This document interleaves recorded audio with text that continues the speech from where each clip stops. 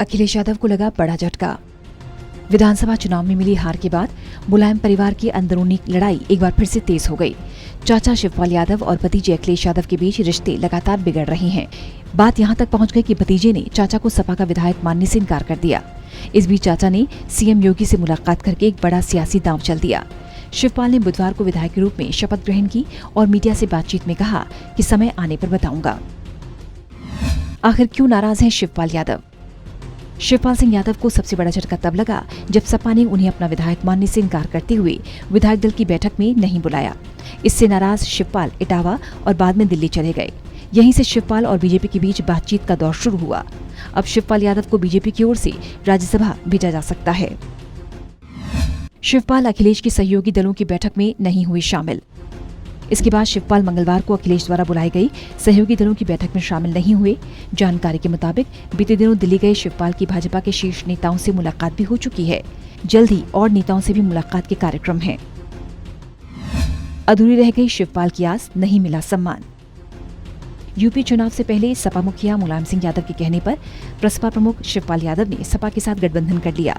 उन्होंने अपना नेता अखिलेश को मानते हुए अपनी पार्टी तक कुर्बान कर दी।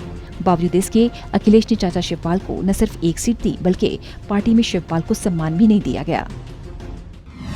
बीजेपी के सहारे राज्यसभा जाएंगे शिवपाल यादव।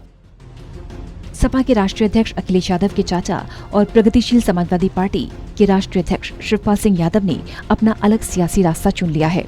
खबरों के मुताबिक बीजेपी की मदद से वो राज्यसभा जा सकते हैं।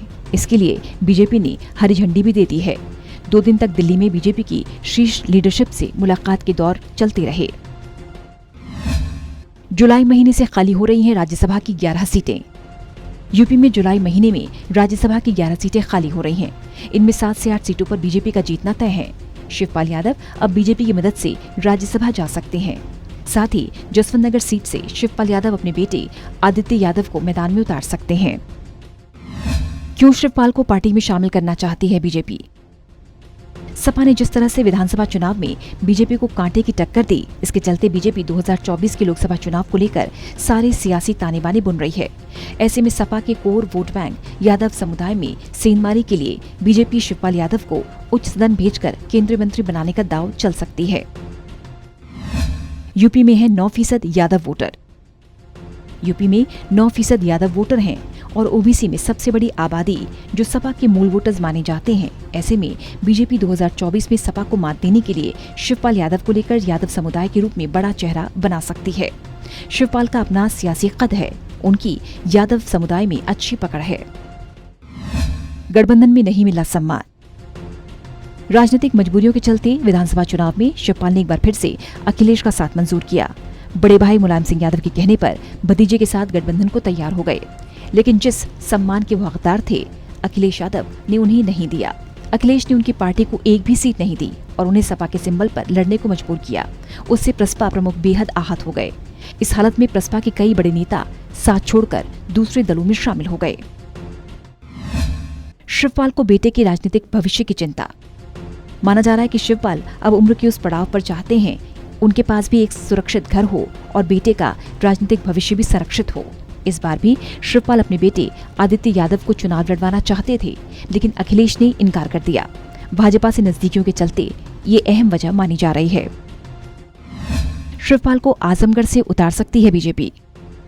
सपा अध्यक्ष अखिलेश यादव के आजमगढ़ संसदीय क्षेत्र से इस्तीफा देने के बाद अब उपचुनाव होना है। ऐसे में बीजेपी शिवपाल को पार्टी में लेती है तो उन्हें आजमगढ़ सीट से अपना प्रत्याशी बना सकती है। बीजेपी आजमगढ़ सीट पर कमल खिलाने के लिए हर संभव कोशिश करेगी। ऐसे में बीजेपी शिवपाल के जरिए बड़ा सियासी दांव खेल सकती है।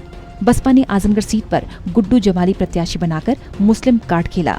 सपा से आजमगढ़ में उम्मीदवार स्थानीय होगा या सैफी परिवार का, ये बात साफ नहीं।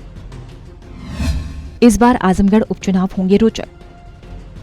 आजमगढ़ सीट पर 2009 में कमल खिलाने वाले रमाकांत यादव अब सपा में हैं और फूलपुर पवई से विधायक हैं। सियासत की सियासी नब्ज पर नजर रखने वालों का मानना है कि बदली परिस्थितियों में आजमगढ़ उपचुनाव काफी रोचक होगा। ऐसे में बीजेपी से यादव बिरादरी का उम्मीदवार उतरा तो सपा के लिए सीट चुनौतीपूर्ण हो जाएगी। 2019 में बीजेपी ने भोजपुरी एक्टर दिनेश लाल यादव उर्फ निरहुआ को उतारा था, लेकिन वो अखिलेश को मात नहीं दे पाए। एक तीर से दो शिकार करेगी बीजेपी। बीजेपी ऐसा करती है तो एक तीर से दो शिकार करेगी। पहले आजमगढ़ में शिवपाल यादव के रूप में मजबूत प्रत्याशी मिल जाएगा और अगर वो जीतते हैं तो दूसरा जसवंत नगर सीट पर भी कमल खिलाने का मौका मिल जाएगा। शिवपाल अपने बेटे के सियासी भविष्य के लिए राह तलाश रहे हैं। सपा ने उनके बेटे को टिकट नहीं दी। ऐसे में जसवंत नगर सीट खाली होने पर बीजेपी उनके बेटे के जरिए बड़ा सियासी दांव खेल सकती है। शिवपाल को राज्यसभा भेजकर बीजेपी साधेगी 2024 का समीकरण। शिवपाल को बीजेपी अपने साथ मिलाने के लिए राज्यसभा भेजने का दांव चल सकती है। यूपी में अगले कुछ महीनों में राज्यसभा की सीटें रिक्त हो रही हैं। ऐसे में सपा ने जिस तरह से विधानसभा चुनाव में बीजेपी को कांटे की टक्कर दी, उसके चलते बीजेपी 2024 के लोकसभा चुनाव को लेकर सारे सियासी ताने बाने बुन रही है। मंत्रिमंडल के गठन से लेकर विभागों के बंटवारे तक में सियासी समीकरण साधे गए। ऐसे में सपा के कोर वोट बैंक यादव समुदाय में सेंधमारी के लिए बीजेपी शिवपाल को उच्च सदन भेजकर केंद्रीय मंत्री बनाने का दांव चल सकती है। योगी कैबिनेट में मंत्री बनाकर यादव वोट को संदेश। शिवपाल सपा के टिकट पर जीतकर भले ही विधायक बने हों, लेकिन अखिलेश यादव उन्हें सहयोगी दल के नेताओं के तौर पर ट्रीट कर रहे हैं। ऐसे में बीजेपी उन्हें अपने साथ लाकर सूबे की योगी सरकार के कैबिनेट में मंत्री बनाने का दांव चल सकती है। योगी सरकार 2.0 मंत्रिमंडल में यादव समुदाय से कोई भी कैबिनेट मंत्री नहीं है। गिरीश यादव इकलौते हैं जिन्हें स्वतंत्र प्रभार राज्य मंत्री बनाया गया है। मुख्यमंत्री योगी आदित्यनाथ के साथ शिवपाल की केमिस्ट्री पहले से अच्छी रही है और आने वाले दिनों में इस केमिस्ट्री का असर भी दिखाई दे सकता है। Special desk, total news.